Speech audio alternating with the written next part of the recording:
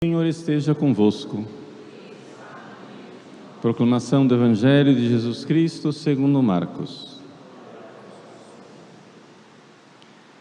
Naquele tempo, os discípulos de João Batista e os fariseus estavam jejuando.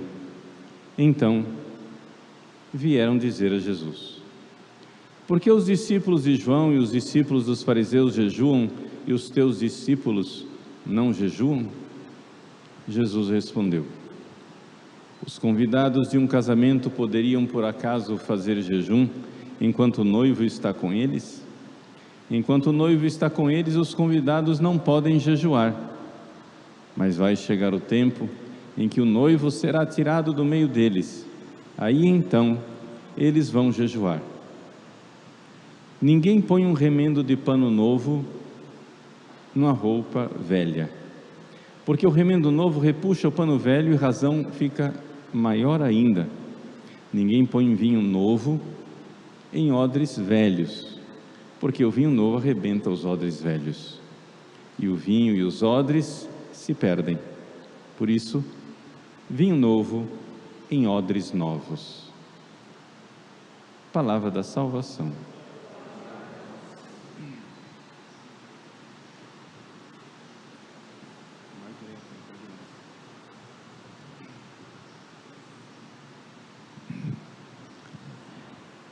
Meus queridos irmãos e irmãs, no Evangelho de hoje, Jesus, estamos sempre no início do Evangelho de São Marcos, mostra a diferença do que ele veio fazer com essa ocasião, né, da pergunta sobre os jejuns, dá a oportunidade de Jesus ensinar o que ele veio fazer. Vamos por partes. Primeiro, a pergunta é feita a Jesus sem malícia, pelo menos é assim que no contexto do Evangelho de Marcos se apresenta. É simplesmente algo que causa espécie, causa admiração, causa espanto. Nós estamos numa sociedade, toda ela montada ao redor das prescrições do Antigo Testamento. O que é o Antigo Testamento? O Antigo Testamento é a revelação de Deus, e lá no Antigo Testamento havia, para a gente tentar resumir o que é que havia antes de Jesus, havia 3 tipos de preceitos.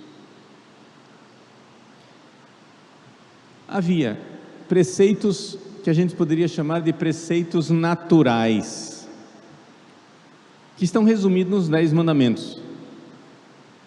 Ou seja, aquilo que são leis que já estavam escritas por Deus na natureza das coisas desde a criação, e que o homem, com a sua inteligência, pode tranquilamente descobrir essas leis. Aliás, vários povos descobriram, pelo menos em parte, essas leis, as leis dos 10 mandamentos. Não precisa você ler a Bíblia para saber que não matar é um preceito. Não precisa você ler a Bíblia para saber que você tem que respeitar seu pai e sua mãe. Basta ter um pouco de inteligência. Se não houver esse tipo de relacionamento, de respeito, de confiança mútua, não tem família, não tem educação, não tem ser humano. A criança não pode começar invertendo as coisas e dizendo: eu sei, papai e mamãe, vocês vão me obedecer. Dá tudo errado. Não precisa de 10 mandamentos para saber que tem que haver algum tipo de limite na atividade sexual. Não precisa dos 10 mandamentos para saber que tem que haver limite também no uso das coisas, o roubo, né? Como é que nós vamos usar as coisas materiais e assim por diante. Todas essas verdades, elas estão inscritas por Deus no ser das coisas. Mas o homem, com o seu egoísmo, tem dificuldade de enxergar. Deus, para facilitar a nossa vida, por assim dizer, o que é que ele fez? ele se revelou a Moisés e deu as tábuas da lei, 2 tábuas, mostrando os direitos de Deus e os direitos do próximo, os deveres que nós temos para com Deus e os deveres que nós temos para com o próximo. Os deveres de Deus, os 3 primeiros mandamentos, é a primeira tábua. Os deveres para com o próximo, os outros 7 mandamentos. E pronto, isso já estava lá no Antigo Testamento. Quando Jesus veio ao mundo, isto não foi abolido. Os 10 mandamentos continuam valendo.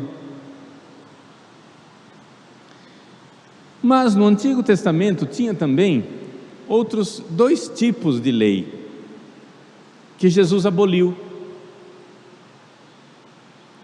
O primeiro tipo de lei eram leis relativas à organização jurídica do povo de Israel. Por quê? Porque no Antigo Testamento Deus se organizou através de um povo.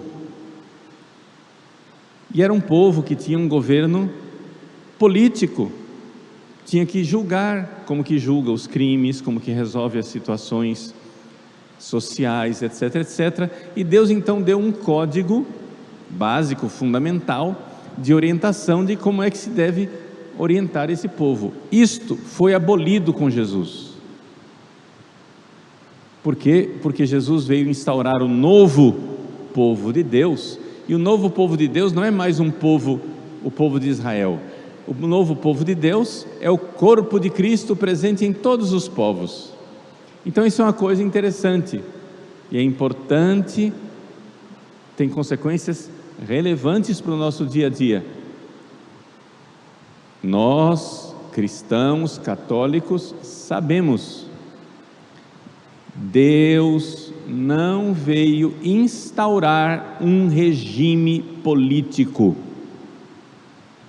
Nós precisamos usar nossa inteligência, nossas virtudes, nós temos que trabalhar para fazer um regime político o mais justo, o mais inteligente, racional, adequado, não é? Que não oprima as pessoas, etc. Mas isso é feito com a nossa inteligência.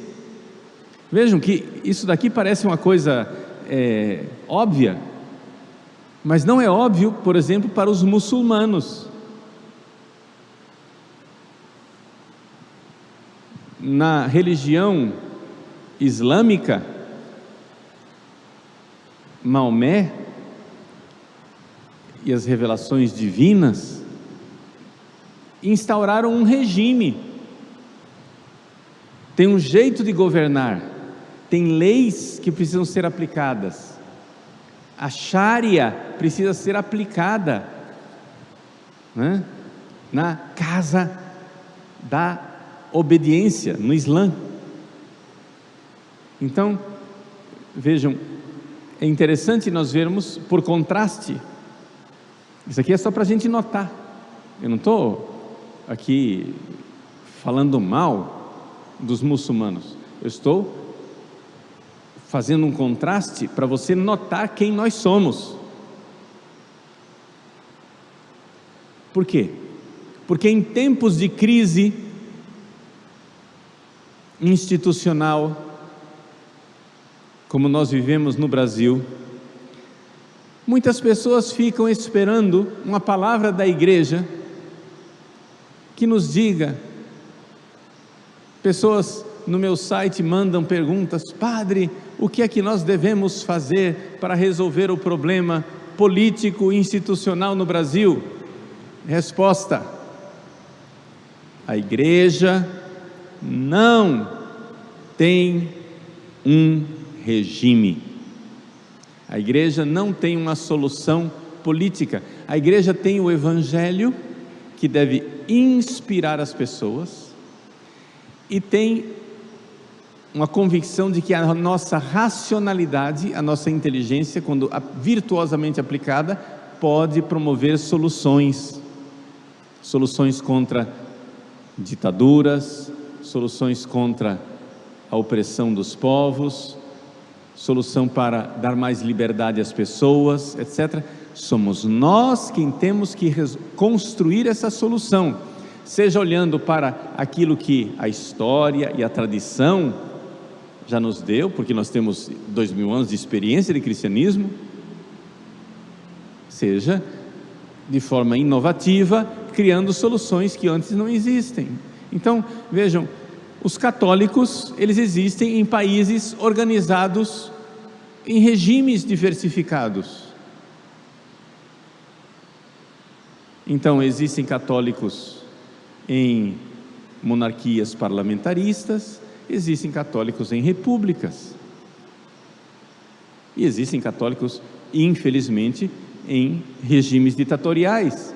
Não que eu esteja aprovando os regimes ditatoriais, mas estou dizendo que a igreja, ela com o seu evangelho, com a racionalidade, ela transforma os regimes. Foi o que a gente sempre fez, mas a gente faz isso no campo político, social, sem aparecer com a Bíblia e dizendo assim: está aqui na Bíblia como que tem que ser organizada a política. Não, a Bíblia não tem essa solução. Nós vamos ter que usar a nossa inteligência, vamos ter que ir no parlamento, temos que debater, parlamentar, né? Temos que debater para construir essas soluções, esperançosamente, soluções que não precisem agora inventar a roda, porque afinal das contas, já temos 2000 anos de cristianismo. Então, esse é o segundo ponto. Vejam o que eu disse até agora. O que é que havia no Antigo Testamento? No Antigo Testamento havia 3 tipos de lei, eu já falei de 2. Primeiro tipo de lei, os 10 mandamentos que estão inscritos na natureza das coisas criadas. O ser humano, com a sua inteligência, é capaz de enxergar: não matar, não cometer adultério, não roubar, não levantar falso testemunho. Essas leis, elas não foram abolidas por Cristo, porque elas são leis que estão na criação, está na estrutura da realidade criada. Mas quando veio Jesus, ele aboliu outros 2 tipos de lei. Primeiro tipo de lei que foi abolido, as leis judiciárias do Antigo Testamento, que era como devia ser organizado politicamente o povo de Israel no Antigo Testamento. Agora nós temos que viver nos vários regimes que existem, né, nas várias organizações políticas, na polis, nas organizações políticas desse mundo, e vamos ter que, com o Evangelho, com a graça de Deus, temperar, né, sal da terra, luz do mundo, e ir transformando essas realidades em realidades mais justas, realidades que respeitem a liberdade das pessoas, realidades mais adequadas. Mas então as leis judiciárias do Antigo Testamento foram abolidas. E as leis, terceiro tipo de lei, que eu não falei e vou falar agora, são as leis de culto. Existe uma série de prescrições no Antigo Testamento que são prescrições cultuais. Por exemplo, a circuncisão, por exemplo, o sacrifício de touros, de carneiros, de bodes, as leis de como que deve ser construído o templo de Jerusalém, as leis de como deve ser organizado o sacerdócio levítico. Essas leis foram abolidas, não é? Essas leis foram abolidas. Nós, cristãos, católicos, não precisamos mais seguir a circuncisão. Nós não precisamos mais seguir as leis do Antigo Testamento com relação, por exemplo, aos animais impuros. No Antigo Testamento ninguém comia porco, carne de porco. Nós católicos podemos comer carne de porco tranquilamente. Está entendendo? Não se podia comer peixe de couro, né? Mas nós aqui cuiabanos comemos pintado tranquilamente, que é peixe de couro, e assim por diante. Então essas leis cultuais, elas foram abolidas também. Ora, o que é que Jesus está ensaiando aqui? Começando a dizer: olha, gente, chegou o esposo. Os discípulos de João e os discípulos dos fariseus seguem todos aqueles preceitos do Antigo Testamento. Mas agora, como diz a carta aos Hebreus na primeira leitura, nós temos um novo, sumo e eterno sacerdote. Nós temos agora um novo sacerdote, e Jesus veio abolir parte daquilo que tinha sido colocado no Antigo Testamento. Ele preservou uma série de leis, os 10 mandamentos, e instaurou outras leis, novas leis, que não existiam antes, as leis dos sacramentos, né? Então, o Antigo Testamento, resumindo bem, parte do Antigo Testamento não vale mais, as leis jurídicas, as leis cultuais. Existe algo que vale, que são os 10 mandamentos, e Jesus veio colocar novas leis, a lei da igreja, desse tempo novo, que é o tempo dos sacramentos. Então não tinha Eucaristia. Então Jesus instaura uma nova lei. Olha, como que deve ser a Eucaristia? Tem que ter pão, tem que ter vinho, tem que ter sacerdote ordenado, é assim que acontece. Tudo isso é lei, tudo isso é a organização do culto do novo povo de Deus. Agora não é mais circuncisão, agora tem que ser o batismo, não é? Como que faz para o perdão dos pecados? Não é mais o sacrifício de bodes e carneiros, mas o Cristo morreu na cruz e ofereceu o único sacrifício que é renovado em cada Santa Missa. Todas essas coisas foram instauradas agora no tempo da igreja, no Novo Testamento. Esse tempo que vai da primeira vinda de Cristo até a sua segunda vinda. Estas leis, elas também serão abolidas quando Jesus voltar. Por quê? Porque no céu não vai ter sacramentos. No céu nós vamos ver Deus face a face, não vamos precisar de sacramentos. Os sacramentos são para esse tempo da igreja. Então eu estou colocando aqui de forma bem sistemática, para a gente ter ideias claras, porque a gente lê o Evangelho, se a gente não tem essas ideias claras, não tem a chave de leitura do que Jesus está dizendo. Então, agora, uma vez que você tem a ideia clara, vamos ler rapidamente o Evangelho para a gente tirar o fruto, tá? Ficou claro o que é que Jesus fez? Então Jesus está dizendo o seguinte, vejam só, o que era o jejum no Antigo Testamento? O jejum no Antigo Testamento fazia parte daqueles sacrifícios ineficazes. Precisava de algum sacrifício. Deus instituiu esses sacrifícios temporariamente, embora eles não resolvessem o problema, era só uma espécie de paliativo, né? É como a pessoa está precisando tomar antibiótico, está com febre alta, aí você dá um paliativo para ela, que é um medicamento para baixar a febre, não vai resolver o problema, mas enquanto isso baixa a febre para a pessoa não morrer. Isso foi o culto do Antigo Testamento. O culto do Antigo Testamento, ele foi uma solução apresentada por Deus provisoriamente, que não resolvia radicalmente o problema. Tanto que é verdade que os sacrifícios precisavam ser oferecidos constantemente, porque eles não eram eficazes o suficiente. Mas veio o sacrifício de Cristo, veio o esposo. Então, jejuar no Antigo Testamento era o quê? Era a tentativa do homem de boa vontade, inspirado por Deus, de oferecer algo a Deus, embora ele visse sua completa inadequação. Por quê? Porque para que houvesse um verdadeiro sacrifício, um verdadeiro jejum no Antigo Testamento, que fosse eficaz, nós precisaríamos de um coração novo, um coração santo. um coração que ama. Mas nós éramos egoístas.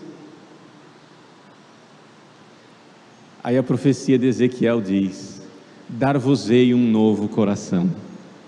Arrancarei o vosso coração de pedra e vos darei um novo coração de carne. Esse novo coração é Jesus, é o esposo. Ele veio para se unir ao nosso coração como o esposo se une à mais amorosa das esposas. Ele é o nosso coração. As pessoas apaixonadas dizem isso uma para outra: ai, meu coração, não faz isso. Por quê? Porque é como se eu não tivesse coração. O coração é da outra pessoa. A pessoa roubou meu coração. Eu me sinto pedaço de gente longe daquela pessoa. Jesus é o esposo, Ele é o nosso coração. Longe dele nós não temos coração. Agora acontece o seguinte: uma vez que nós estamos unidos a Jesus, o esposo, esse novo coração, agora nós podemos jejuar. Por quê? Porque o nosso jejum não é mais o jejum do Antigo Testamento, onde nós estamos tentando oferecer um sacrifício ineficaz. Nosso jejum agora significa outra coisa. É a nossa forma de nós nos unirmos ao sacrifício de Cristo na cruz. Virou outra coisa. Quem ofereceu o verdadeiro sacrifício? Cristo na cruz. Quem ofereceu a verdadeira redenção? Não são mais bodes e touros, não são mais holocaustos ineficazes, mas quem ofereceu o verdadeiro sacrifício foi nosso Senhor Jesus Cristo na cruz. Então agora eu posso jejuar, sabendo que aquele sofrimento, pequenino sofrimento do jejum, ele não salva. Foi Cristo que salvou na cruz, mas aquele meu pequeno sofrimento é uma forma de eu amorosamente me unir ao meu esposo, que na cruz diz: isto é meu corpo entregue por vós. O que é que o esposo faz? Ele entrega o corpo. Sacrifício de amor. Nós nos unimos a Ele. Então todo sacrifício que você fizer, jejum, vigílias, rezar de joelhos, dormir no chão, peregrinações, abstinências, tudo que você fizer, você sabe que não é você quem está salvando. Vejam que liberdade que Cristo nos deu, vejam que alívio, vejam que peso Ele tirou de nossas costas. Nós não temos mais a necessidade de oferecer sacrifícios salvadores, nós oferecemos sacrifícios que nos unem ao sacrifício salvador. Tudo que nós fazemos é tomar posse, nos unirmos, unir o nosso coração a esse grande amor que Cristo realizou na cruz, e por isso é necessário jejuar. Diante dessa luz, agora você pode então ler o Evangelho de hoje tranquilamente. Olha como agora as ideias ficaram um pouco mais claras. Os discípulos de João e os fariseus jejuavam, e alguém pergunta para Jesus: por que seus discípulos não jejuam? E Jesus então diz, vocês estão querendo colocar remendo novo num pano velho. Quem é o remendo novo? É o jejum do Novo Testamento, é o jejum dos católicos, é o jejum dos cristãos. E o pano velho é o Antigo Testamento que precisa ser abolido. Não vamos continuar no sistema de sacrifícios do Antigo Testamento, achando que nós temos que matar touros, bodes e fazer jejuns, porque é isso que vai nos salvar. O tecido novo, o vinho novo, é saber que Cristo morreu por nós, se ofereceu uma vez por todas, definitivamente, uma só vez, diz a carta aos Hebreus, Efapax, uma única vez. E nós então agora podemos oferecer sacrifícios de união ao sacrifício dele. Não somos nós quem nos salvamos, mas somos nós quem tomamos posse da salvação que ele conquistou para nós. Esse é o vinho novo, esses são os odres novos. Então era necessário continuar fazendo, aspas, as mesmas coisas, mas de uma forma completamente diferente. Esse é o vinho novo. Então, quem faz sacrifícios no Antigo Testamento faz com uma mentalidade. Quem faz sacrifícios no Novo Testamento faz com outra mentalidade. Porque quem está no Novo Testamento agora está unido ao esposo, unido a Ele. Com o coração dele a gente jejua, com o coração dele a gente faz sacrifício, sabendo que foi o sacrifício dele que salvou, foi o jejum dele que nos salvou, foi a penitência dele que nos salvou, e nós só estamos tomando posse e nos unindo, como uma esposa amorosa se une ao seu esposo.